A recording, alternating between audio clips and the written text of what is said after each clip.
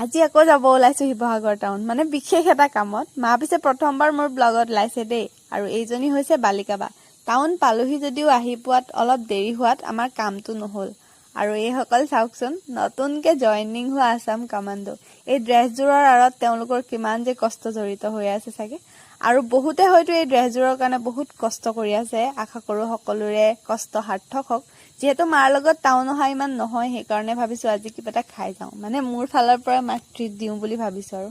order দি দিলো কিন্তু এই যে অৰ্ডাৰ দিয়াৰ আগমুহূৰ্তত অলপ সময় ৰব লাগে বৰ আমনিদায়ক নহয়নে আহি পালেহি আমাৰ অৰ্ডাৰ মোৰ আকৌ তলাতল হোটেলৰ এই চাওমিন কিনি খাই খুবেই ভাল লাগে মাৰ অৰ্ডাৰটো অহালৈকে মোৰ ভাগৰ প্লেটৰ পৰাই দুজনে খাই ললো মাৰ পৰাও অলপ টেষ্ট কৰিলো আৰু তেনেকৈ আহি পিনি আমি পালোহি দলমুখ চাৰিআলি তাতে অলপ সময় ৰলো অলপ ব্যস্তময় মানুহবিলাকক চাই পিনি মিনি ব্লগটো সামৰিছো দেই বাই বাই